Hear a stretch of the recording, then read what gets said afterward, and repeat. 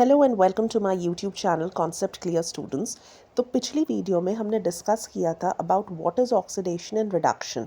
आई hope आपको वो अच्छे से समझ आया होगा। अगर अभी तक आपने वो वीडियो नहीं देखी है तो प्लीज़ उसे जाकर ज़रूर देखिएगा। तो आज हम इसको फर्दर आगे लेकर जाते हैं और आज हम पढ़ेंगे कि आखिर ऑक्सीडेशन का हमारी डे टू डे लाइफ में क्या इम्पैक्ट पड़ता है, क्या इफ़ेक्ट होता है ऑक्सीडेशन का। तो देखिए, ऑक्सीडेशन के बेसिकली दो इफ़ेक्ट्स होते हैं। एक होता है करोशन और एक होता है रैंसिडिटी। तो आइए तो फिर इसे डेप्थ में पढ़ते हैं।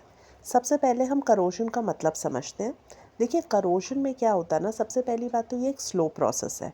इसके अंदर मेटल के ऊपर ना एक लेयर जम जाती है और ये जो लेयर जमती है वो तब जमती है जब मेटल जो है लंबे समय के लिए एक्सपोज हो जाता है ऑक्सीजन एंड मॉइस्चर के साथ। आई रिपीट, करोशन के लिए ऑक्सीजन के साथ साथ मॉइस्चर दोनों चीज़ों की ज़रूरत होती है।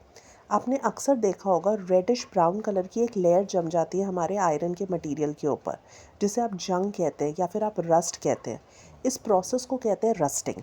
और जो रस्ट इसके ऊपर जमती है उसका जो फॉर्मूला होता है वो होता है Fe2O3.XH2O। लेकिन यही अगर आप सिल्वर ऑर्नामेंट्स की बात करें तो सिल्वर के जो ऑर्नामेंट्स हैं वो कुछ दिनों बाद काले पड़ जाते हैं। वो अपना लस्टर यानी शाइन जो है वो लूज़ कर देते हैं। तो आपने देखा, जब करोशन आयरन के केस में होती है तो उसे रस्टिंग कहते हैं, लेकिन वही करोशन जब सिल्वर मेटल में होती है तो उसको हम टार्निश्ड कहते हैं।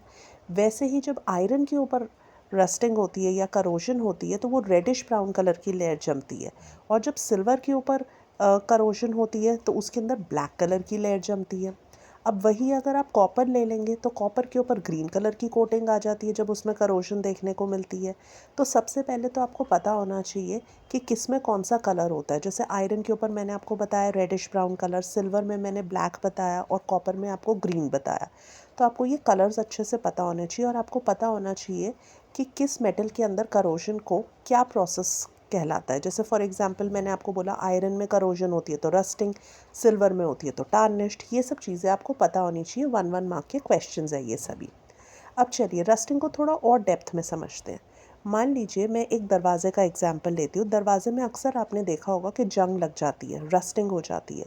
तो अगर आप रस्टिंग को अवॉइड करना चाहते हैं तो आप क्या क्या चीज़ें कर सकते हैं। देखिए, आप ऑयलिंग कर सकते हैं, पेंटिंग कर सकते हैं, ग्रीसिंग कर सकते हैं या फिर गैल्वेनाइजेशन। गैल्वेनाइजेशन खुद में एक इम्पॉर्टेंट क्वेश्चन है 1 मार्क का। गैल्वेनाइजेशन के अंदर जिंक ऑक्साइड की लेयर जो होती है उसको आपके मेटल के ऊपर चढ़ाया जाता है।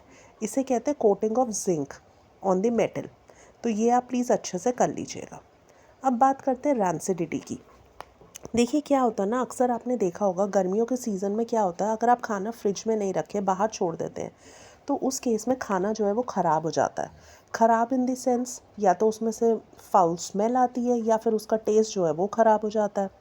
तो इस प्रोसेस को हम कहते हैं रैंसिडिटी और हम ये कहते हैं कि खाना जो है वो रैंसिड हो गया। लेकिन सोचने वाली बात यह है कि ये रैंसिडिटी जो है आखिर होती ही क्यों है, या खाना जो है वो रैंसिड होता ही क्यों है, क्या रीज़न है। देखिए, खाने के अंदर क्या डला हुआ होता है, ऑयल एंड फैट। तो ये जो ऑयल एंड फैट है ना, इसकी ऑक्सीडेशन जब हो जाती है उसके वजह से रैंसिडिटी हो जाती है और खाना जो है वो रैंसिड हो जाता है।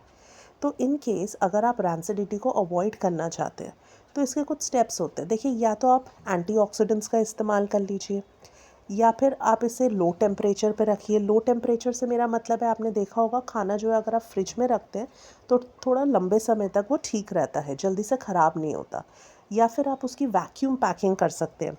जब हम वैक्यूम पैकिंग कहते हैं, वैक्यूम पैकिंग का मतलब है नो एयर, यानी कि आप इसे एयर टाइट कंटेनर में रख सकते हैं।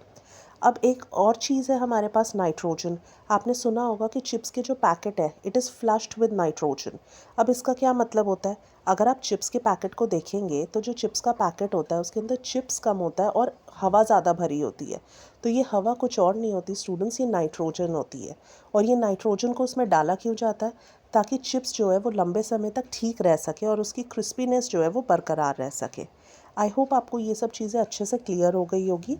इन केस बाई चांस आपका कोई डाउट रह गया हो या कोई चीज़ आपको समझ ना आई हो तो feel free to write in the comment section, I will help you out. Until then आप सब कुछ अच्छे से रिवाइज़ कीजिएगा। अगर आपने स्क्रीनशॉट नहीं लिया है तो प्लीज़ स्क्रीनशॉट ले लीजिएगा ताकि अच्छे से आपको चीज़ें समझ में आ जाए और आप प्रैक्टिस कर सकें। तब तक के लिए कीप रिवाइजिंग। आई होप आपने चैनल को सब्सक्राइब कर लिया होगा। इन केस अभी तक नहीं किया तो याद से सब्सक्राइब कर लीजिए, वीडियो को लाइक एंड शेयर कर लीजिए। तो मिलते हैं फिर अगली वीडियो में नेक्स्ट कॉन्सेप्ट के साथ।